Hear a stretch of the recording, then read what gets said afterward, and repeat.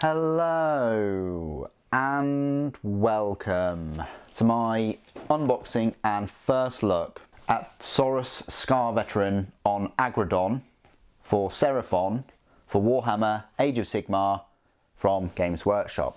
He's right here in this box.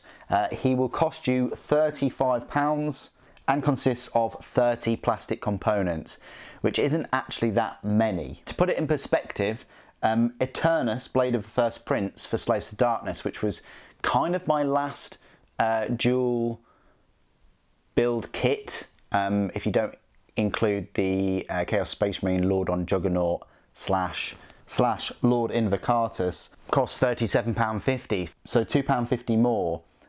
You're getting a unit that has a dual build and has more than double the parts. Eternus has 71, as opposed to this Scar Veteran, which only has 30, so less than half the parts. The Lord on Juggernaut, though, has fewer parts than Eternus, but it's more expensive at £40. I think that this should have been 30 maximum. There's no reason why it should be 35, especially as it's not a dual build kit. Anyway, that being said, let's unbox him.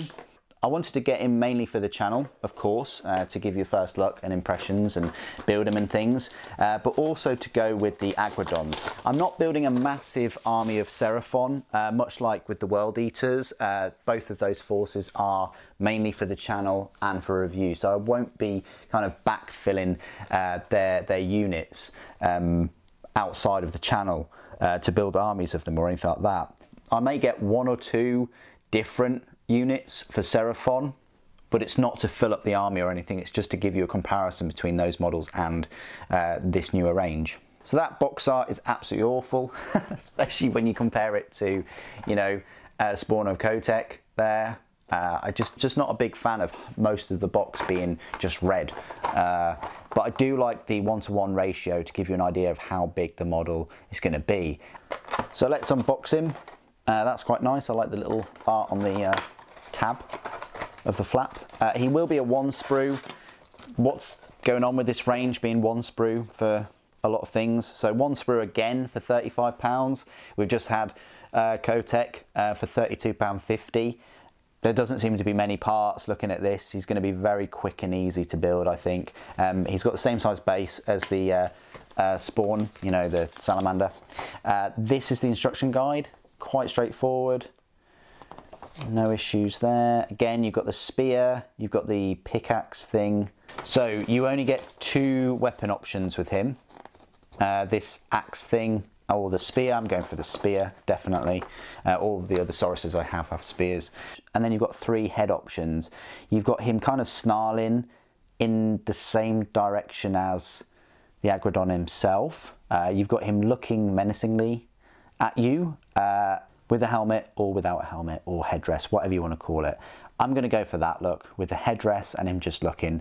I think that's a bit too kind of basic, and I think him kind of screaming mimics the Agrodon itself, but that's just, you know, my humble opinion on that. So there you go, that's the sprue. They're your 30 parts. Yeah, the Agrodon, there's a fair bit of detail on the Agrodon, to be fair. You've got a bit of a scenic base, but not, you've got a tactical rock, but it's not like a full-on scenic base. You've got the lovely Agrodon,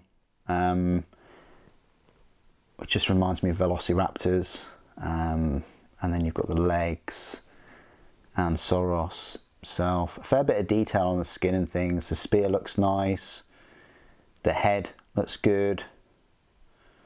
Yeah, I think it's going to be very nice mini when put together. And, you know, on the plus side, you know, you're not going to have too many parts. Look at those claws. Fantastic. It's not going to take you too long to build, if you can call that a plus. But to paint it, it's going to be gorgeous, isn't it? Let's face it. You might want to paint it like a lot of the Seraphon. You might want to go for sub-assembly, where you leave the Saurus, where you leave Scar Veteran off of the Agrodon. Paint them separately, paint the Agrodon separately, and then marry them up. So there you go, that's Saurus Scar Veteran on Agrodon. What do you guys think? Do you think he should have been a dual kit? I personally think he should have. I think there is definitely room in the book in the core book to have like a leader on Agrodon to go with the unit of Agrodons. But yeah, more on those another time. Please do put your thoughts and opinions down in the comments below. It'd be great to hear from you. Thank you for joining me today. Thank you for watching. Lord Croak protects.